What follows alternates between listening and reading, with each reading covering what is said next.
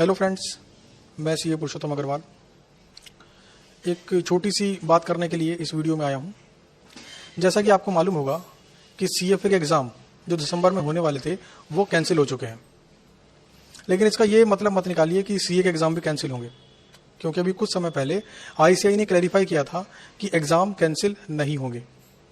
तो 99% चांसेस हैं कि एग्ज़ाम होंगे और लगभग अब बचे हैं कितने दिन, मैक्सिमम 25-30 दिन बचे हैं। 30 दिन में चलो मोटा मोटा, यानी 1 महीना। अगर एग्ज़ाम देना है तो इन सब बातों की टेंशन लेना बंद कर दो और पूरे का पूरा फोकस करो एग्ज़ाम के ऊपर। और कुछ स्टूडेंट हैं जिनके मन में डर है कि कोविड हो गया तो क्या होगा। हाँ, तो ये रिस्क तो जायज़ है, मतलब ये डर सही है। तो अगर आपको लगता है कि भाई वहाँ पर जाकर कुछ रिस्क हो सकता है, बीमारी होने के चांसेस बढ़ जाते हैं, तो आप एग्ज़ाम में मत बैठिए नवंबर वाले में, और मई में कोशिश करिए, जो अगला मई आएगा, कि आप बोथ ग्रुप एग्ज़ाम एक बार दे पाएँ, बोथ ग्रुप्स एक साथ। लेकिन अगर आपको लगता है कि हाँ भाई एक मास्क पहनकर, तो ग्लव्स पहन के लिखना तो आसान नहीं है, लेकिन मास्क पहनकर एग्ज़ाम दे पाना थोड़ा सा पॉसिबल तो है। तो अगर मास्क पहनकर आप एग्ज़ाम देने जाते हो और आपको ऐसी फीलिंग आती है कि भाई ये ज़्यादा रिस्क नहीं लिया आपने, मतलब रिस्क तो लिया, थोड़ा सा रिस्क लिया, मगर एग्ज़ाम दे दिया, क्योंकि सीए एग्ज़ाम बड़ा क्रूशियल एग्ज़ाम होता है और अटेम्प्ट 6 महीने आगे खिसक जाने का मतलब है कम से कम 6 लाख रुपए का loss in terms of salary. तो ये आपको तय करना है कि आपको एग्ज़ाम देना है कि नहीं देना। या फिर आप ऐसा भी कर सकते हो कि एग्ज़ाम सेंटर पे जाकर देखो एक बार आप। अगर आपको लगता है कि हाँ यहाँ पूरी व्यवस्था है, सैनिटाइजेशन पूरा है और पूरा सोशल डिस्टेंसिंग मेंटेन कर रखी है, तो एग्ज़ाम दे दो अगर आपको सेफ्टी फील होती है। और अगर आपको लगता है कि नहीं, मतलब रिस्क लग रहा है, तो डिसकंटिन्यू कर देना। किसने मना किया है? डिसकंटिन्यू कर सकते हो, आपके पास अधिकार है। तो एग्ज़ाम पे पूरा फोकस करो। और साथ में एक बात जो मैंने महसूस करी इस लॉकडाउन के दौरान, कि जब ये लॉकडाउन आया, ये जो एबनॉर्मल सिचुएशन आई, इसके ऊपर काफ़ी लोग फंस गए। कुछ लोगों ने होम लोन ले रखे हैं तो ईएमआई देने में फंस गए, और कुछ लोगों को फाइनेंशियल इनसिक्योरिटीज़ हो गई कि फ्यूचर में क्या होगा या अभी कैसे काम चलेगा। तो इसके ऊपर अभी हम कोर्स लॉन्च करने वाले हैं फाइनेंशियल लिटरेसी का प्लस वेल्थ मैक्सिमाइजेशन। तो फाइनेंशियल लिटरेसी क्या सिखाएंगे आपको कि कैसे आप इन सब डर को पहले से खत्म कर सको, मतलब पहले से आप प्लानिंग कर सको हर चीज की। कितनी प्लानिंग, कितना अमाउंट, कितना इन्वेस्टमेंट, कहां पे इन्वेस्टमेंट, सेफ ऑप्शन कौन सा है, ये सारी बातें आपको सिखाएंगे।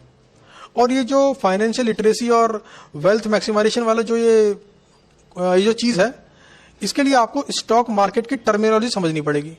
तो छोटी छोटी वीडियोस आपको एजुकेट करने के लिए हम यूट्यूब पे डालना शुरू करेंगे, ताकि फ्यूचर में जब आप सीए बन जाएं, तो सीए बनने के बाद जब पहली जॉब से आपकी पहली अर्निंग हो, तो उस अर्निंग में कितना इन्वेस्ट करना है, कहां पर इन्वेस्ट करना है, आपको पहले से पता हो। लाइफ इंश्योरेंस लेना है तो कितने का लेना है, कहां से लेना है, ये आपको पहले से पता हो।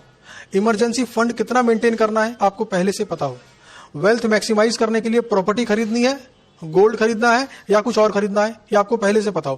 क्योंकि देखो, जिन लोगों ने भी इस टाइम पर लोन लेकर घर खरीदा था, ईएमआई के रूप में लोन ले लिया कि भाई ईएमआई चुकाते रहेंगे, उन सब की हालत टाइट हो गई। सैलरी में 15 से 20% का रिडक्शन तो हुआ ही है, और ऐसे में सैलरी कम हो गई लेकिन ईएमआई तो वही है, तो बड़ी दिक्कत आ गई। क्योंकि प्रॉपर्टी मार्केट तो पहले से मरी पड़ी है, प्रॉपर्टीज कोई खरीद नहीं रहा। क्योंकि अक्सर बायर प्रॉपर्टी कब खरीदता है? जब मार्केट में प्रॉपर्टीज का रेट मंथ वाइज मंथ बढ़ते जा रहे हो, मतलब बढ़ी हुई मार्केट में सब लोग प्रॉपर्टी खरीदते हैं। और आप भी नोट करना कि आपके जानकारों में ऐसे लोग आपको मिल जाएंगे। तो क्या प्रॉपर्टी खरीदने से आप अपने फ्यूचर को सिक्योर कर सकते हो, इसके बारे में बात करेंगे उसके अंदर। तो ऐसी बहुत सारी काम की वीडियोस जो आपको एजुकेट करेगी और आपको अपनी लाइफ के डिसीजन लेने में हेल्प करेगी। कॉस्टिंग में हम क्या सीखते हैं? डिसीजन लेना। एक कंपनी के पास 2 ऑप्शन है, सेल्फ मैन्युफैक्चरिंग करे या बाहर से खरीदकर, बाहर से बनवाकर बेचे। तो वहां पर क्या करते हैं हम डिसीजन लेते हैं, फाइनेंशियल अलग, नॉन फाइनेंशियल फैक्टर्स पे अलग। तो ऐसा ही हम क्या करने वाले हैं, अपनी खुद की लाइफ के अंदर भी कैसे डिसीजन मेकिंग ली जाती है, वो मैं आपको सिखाऊंगा। तो इस YouTube चैनल पर आप बने रहें, और साथ में एग्जाम सीए का होगा ही होगा, 99% से ज्यादा चांस है।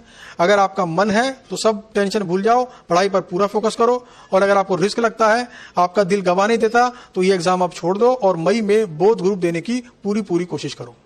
तो उम्मीद करता हूं आपको ये बात समझ में आई होगी कि इस टाइम पर आप डिसीजन कैसे लेंगे। आपको कंपेयर करना है अपने रिस्क को और मिलने वाले रिटर्न को। सीए बनने का कुछ मिलता है ना रिटर्न, आपको उसे कंपेयर करना है। अगर आपको लगता है रिस्क कम है, रिटर्न ज्यादा है, एग्जाम दे दो।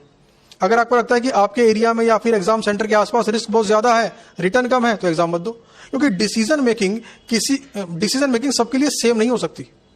डिसीजन मेकिंग होती है व्यक्ति के हिसाब से, उसकी फाइनेंशियल पोजीशन के हिसाब से, है ना, तो उसके ऊपर होती है ये।